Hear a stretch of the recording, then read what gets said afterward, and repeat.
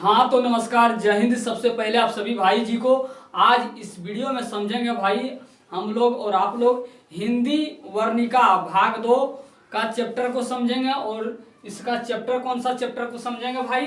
तो माँ चैप्टर को समझेंगे। और माँ चैप्टर का आप लोग लेखक परिचय नहीं देखे हैं भाई, तो इससे पहले उस वीडियो को आप यानी लेखक परिचय का वीडियो को आप सबसे पहले देख लीजिए वहाँ जाके। और जिसके बाद इस माँ कहानी चैप्टर में हम जो भी आपका क्वेश्चन देखेंगे भाई, वह इंपॉर्टेंट क्वेश्चन देखेंगे, एग्जाम की दृष्टि से क्वेश्चन देखेंगे। तो आप सभी को समझ आया होगा। वीडियो स्टार्ट कर रहे हैं, तब तक के लिए सभी भाई को जय हिंद।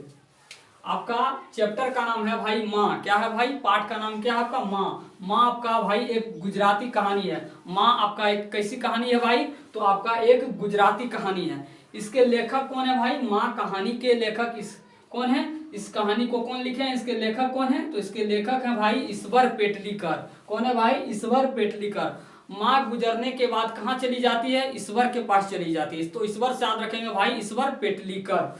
तो माँ कहानी के लेखक कौन है भाई? ईश्वर पेटलीकर। एक बार फिर कहना चाहेंगे भाई, अगर आप लेखक परिचय का वीडियो नहीं देखे हैं तो वहां आप जाके देख लीजिए, जिसके बाद इसे आप देखिए ताकि आपको बिल्कुल समझ आए। चलिए आप स्टार्ट करते हैं क्वेश्चन को। आपका पहला क्वेश्चन और इम्पोर्टेंट क्वेश्चन है, माँ का चरित्र चित्रण करें।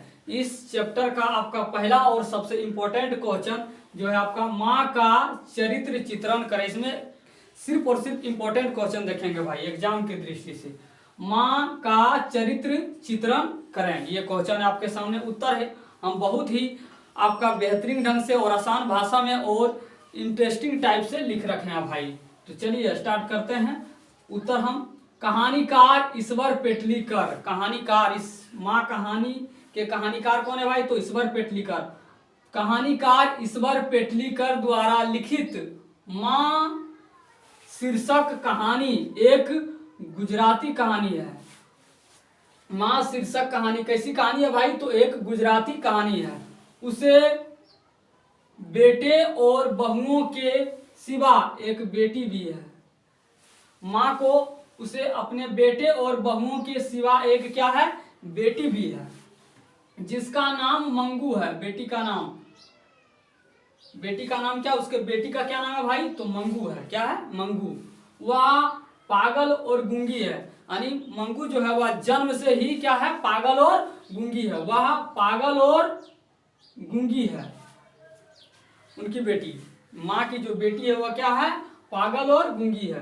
तो माँ की जो बेटी है भाई पागल और गूंगी जन्म से, वह अपने बेटी से बेहद बहुत प्यार करती है।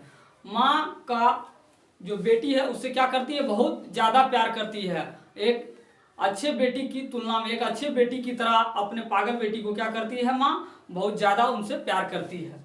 बेटी किसी प्रकार का क्यों ना हो, माँ के लिए वो सब क्या होते हैं? माँ के लिए सब क्या होते हैं? बराबर होते हैं। तो वह पागल और गूंगी है। मंगू कहीं भी विष्टा और पेशाब कर देती है। विष्टा मतलब टट्टी यानी पैखाना जो होता है, लेटरिन, वो कहीं भी क्या करती है? कर देती है। उसकी सफाई माँ ही करती है। उसकी सफाई कौन करती है भाई? जो मंगू आपका जन्म से पागल रहती है, वह कहीं भी क्या करती है? उसको होश हवास नहीं रहता है, तो क्या करती है? कहीं भी वो आपका विष्टा यानी पैखाना पेशाब क्या करती है? कर देती है। उसकी सफाई माँ ही करती है। उसकी सफाई कौन करती है भाई? तो उसकी सफाई माँ ही करती है भाई। माँ क्या होती है? माँ के लिए जितना कहा जाए भाई कम पड़ जाएगा। माँ तो माँ होती है। अगर मेरी तकदीर में एक भी गम ना होता, भाई सुन लीजिए थोड़ा मेरी बात को। अगर मेरी तकदीर में एक भी गम ना होता, अगर मेरी तकदीर में एक भी गम ना होता, अगर तकदीर लिखने का हक मेरी माँ को होता। माँ जैसी भी हो, माँ माँ होती है। माँ तो माँ होती है, माँ तो माँ होती है। मेहनत करके कितनो रुपया कमई भा, आचरा के सुख बबुआ कतही न पई भा। तो चलिए भाई हम जाते हैं फिर अपने बात पर आ जाते हैं। उसकी सफाई कौन करती है भाई? तो माँ ही करती है। बहुएं बहुएं सारा दोष माँ पर ही मंडती है। बहू जो होता है उनकी बेटे की पत्नी, बहुएं सारा दोष माँ पर ही मंडती है, मानी माँ पर ही सारा दोष गलती लगाती है। उनकी बहू सारी दोष माँ पर भी ही लगाती है। वे कहती है कि माँ का प्यार ही, बहू उसकी बहू क्या कहती है, तो कहती है कि माँ का प्यार ही मंगू को पागल बना दिया है। वो बोलती है माँ का लाड प्यार, इतना ज़्यादा बेहद प्यार क्या किया है, इतना ज़्यादा प्यार करना, माँ का प्यार ही क्या किया, मंगू को पागल बना दिया है। ये इनकी बहू का कहना है, जबकि वो जन्म से ही पागल और गूंगी रहती है। लोग उसे अस्पताल में भर्ती, मंगू को लोग उसे अस्पताल में भर्ती करने का सलाह देते हैं। लोग क्या करते हैं भाई, मंगू को अस्पताल में भर्ती करने का सलाह देते हैं कि आप अस्पताल में भर्ती कराइए, वहाँ बहुत अच्छे डॉक्टर हैं, इनका इलाज करेंगे तो इलाज करने के बाद, इलाज होने के बाद क्या होगी, ये बिल्कुल ठीक हो जाएगी अच्छे से। तो लोग उसे अस्पताल में भर्ती करने का सलाह देते हैं, लेकिन माँ को डॉक्टर और नर्स पर विश्वास नहीं है। लेकिन माँ को क्या है भाई, तो डॉक्टर और नर्स पर क्या है, विश्वास नहीं है। क्यों नहीं है भाई, तो वह उन लोगों को पराया समझती है। डॉक्टर और नर्स को क्या समझती है, वह उन लोगों को पराया समझती है। ये मतलब दूसरे समझ नहीं, वह उन लोगों को कोई दूसरा समझती है, यानी पराया समझती है। इसलिए माँ को डॉक्टर और नर्स पर क्या आता है, विश्वास नहीं है। आगे चलते हैं भाई।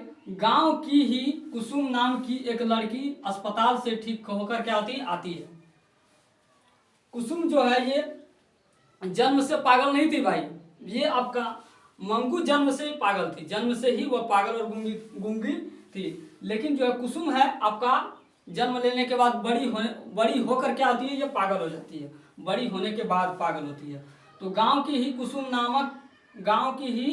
कुसुम नामक एक लड़की अस्पताल से ठीक होकर आती है। तो गांव के लोग के कहने पर, तब गांव के लोग उससे कहते हैं कि मतलब जो है गांव के लोग उनको कहते हैं कि माँ को कि गांव के ही कुसुम नामक एक लड़की मतलब पागल थी और वो अस्पताल से ठीक होकर क्या होती आती यानी आई है। तो गांव के लोगों के कहने पर वह भी मंगू को क्या करती है, गांव के लोगों के कहने पर वह भी मंगू को अस्पताल में भर्ती कराती है। कौन, माँ। लेकिन जब अस्पताल में मंगू को भर्ती कराती है तो वह क्या आती है, जब पागल रहती है, क्या बोलना है ना, कभी चिल्लाने लगती है, कभी कुछ बोलने लगती है ना। तो इस कभी एकाएक चुप हो जाती है, कभी एकाएक चिल्लाने लगती है, नहीं, काफी हरकतें करती है। लेकिन दूसरे दिन वह क्या होता है, देखिए भाई, गांव के लोगों के कहने पर वह भी मंगू को अस्पताल में भर्ती कराती है। तब जब मंगू इस तरह अस्पताल में क्या करती है, चिल्लाती है, उसे देखकर उसकी माँ अगले दिन देखिए, लेकिन दूसरे दिन वह भी पागल की तरह चिल्लाने लगती है। वह भी दूसरे दिन उनकी माँ भी क्या होती है, उसे देखकर पागल की तरह क्या होती है, चिल्लाने लगती है। इस प्रकार माँ भी मंगू की श्रेणी में क्या होती है, मिल जाती है। इस प्रकार माँ भी मंगू की श्रेणी में मिल जाती है, मंगू की तरह ये भी मतलब करने लगती है, इसलिए माँ भी मंगू की श्रेणी में क्या होती है, मिल जाती है। तो भाई आप सभी को वीडियो कैसा लगा आप लोग जरूर कमेंट में बताइएगा। अगर कोई भाई स्क्रीनशॉट लेना चाहते हैं तो ले लीजिए भाई। और आप सभी को भाई अगर वीडियो मेरा अच्छा लगा होगा, मेरा बनाने का समझाने का तकनीक अच्छा होगा, तो भाई आप सभी से नम्र निवेदन है कि वीडियो को आप सभी भाई ज़्यादा से ज़्यादा शेयर कीजिए। ये सामाजिक भी वीडियो है और एग्जाम की दृष्टि से इम्पोर्टेंट भी है। तो भाई आशा करते हैं आप सभी को समझ आया होगा मेरी बात। तब तक के लिए सभी भाई को जय हिंद। अगर गलती हुआ होगा तो भाई क्षमा चाहेंगे, सॉरी।